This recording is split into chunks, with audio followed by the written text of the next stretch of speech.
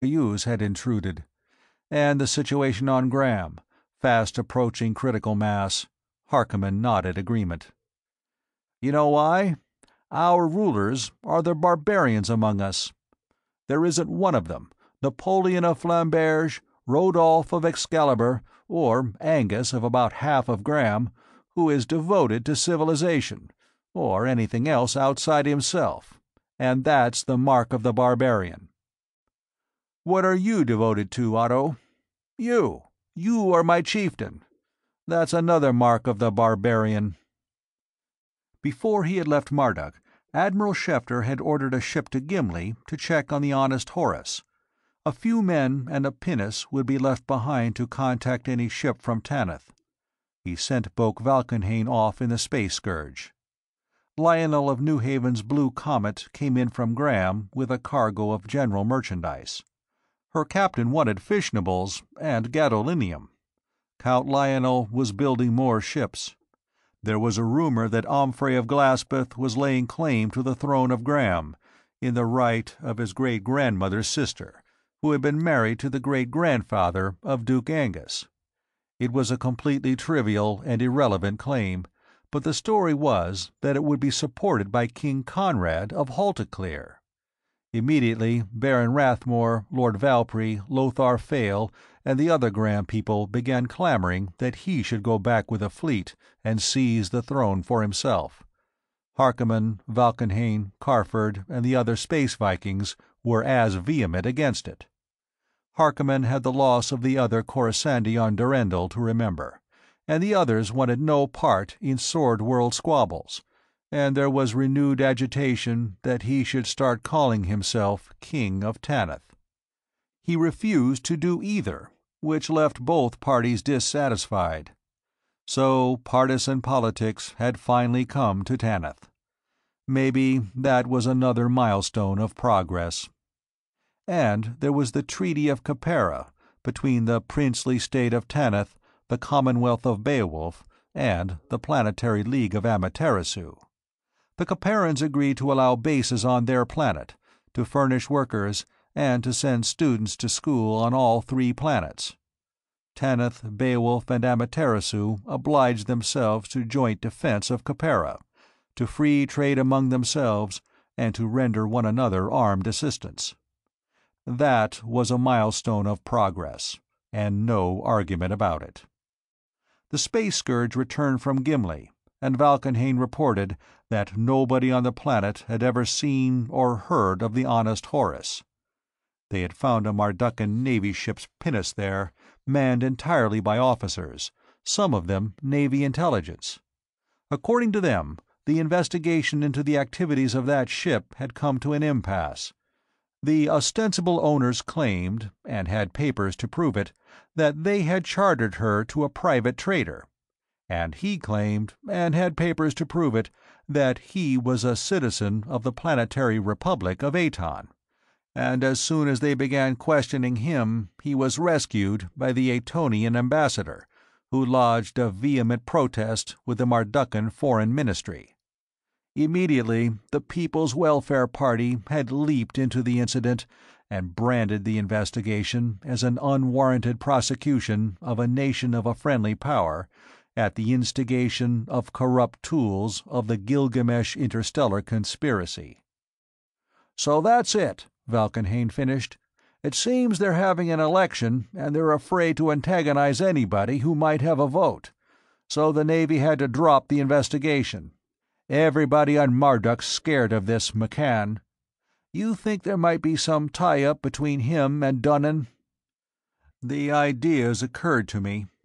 Have there been any more raids on Marduk trade planets since the Battle of Audhulma? "A couple. The Bolide was on Audhulma a while ago. There were a couple of Mardukan ships there, and they had the Victrix fixed up enough to do some fighting. They ran the Bolide out." A study of the time between the destruction of the Enterprise and Yo-Yo and the appearance of the Bolide could give them a limiting radius around Audhulma. It did. 700 light-years, which also included Tanith. So he sent Harkonnen in the Coruscandi and Ravallo in the Black Star to visit the planets Marduk traded with, looking for Dunnan's ships and exchanging information and assistance with the Royal Mardukan Navy. Almost at once he regretted it. The next Gilgamesher into orbit on Tanith brought a story that Prince Victor was collecting a fleet on Xochitl. He sent warnings off to Amaterasu and Beowulf and Capera. A ship came in from Biglersport, a heavily armed chartered freighter.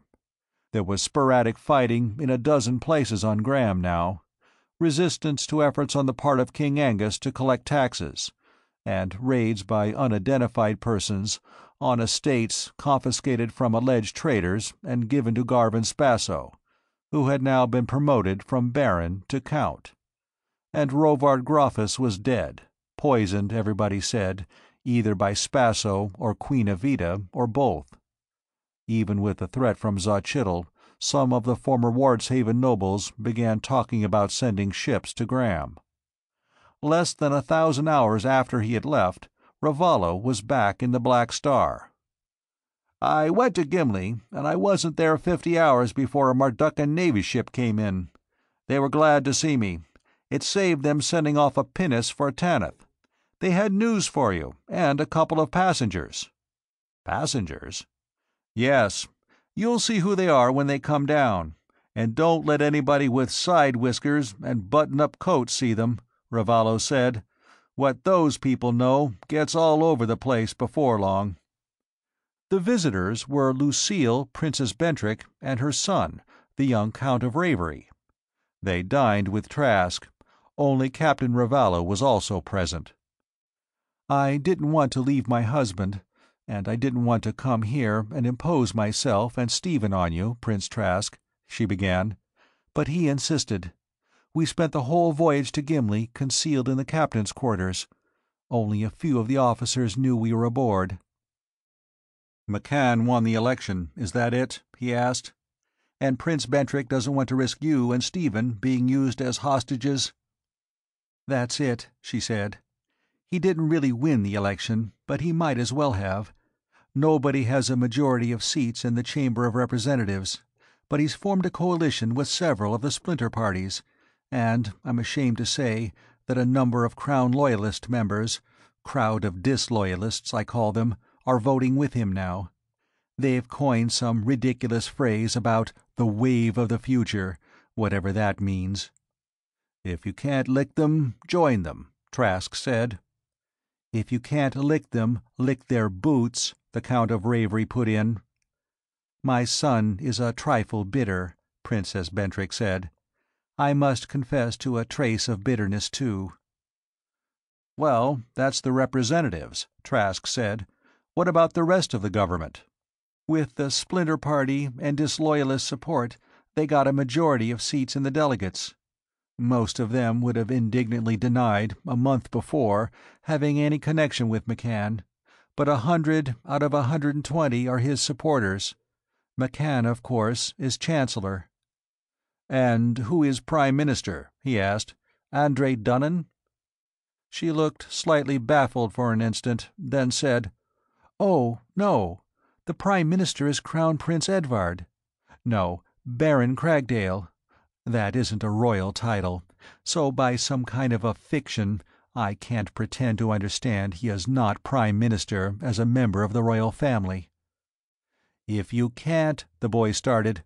"Stephen, I forbid you to say that about Baron Cragdale. He believes, very sincerely, that the election was an expression of the will of the people, and that it is his duty to bow to it." He wished Otto Harkonnen were there. He could probably name, without stopping for breath, 100 great nations that went down into rubble because their rulers believed that they should bow instead of rule, and couldn't bring themselves to shed the blood of their people. Edvard would have been a fine and admirable man, as a little country baron. Where he was a disaster. He asked if the People's Watchmen had dragged their guns out from under the bed and started carrying them in public yet. "Oh yes, you were quite right. They were armed, all the time. Not just small arms, combat vehicles and heavy weapons.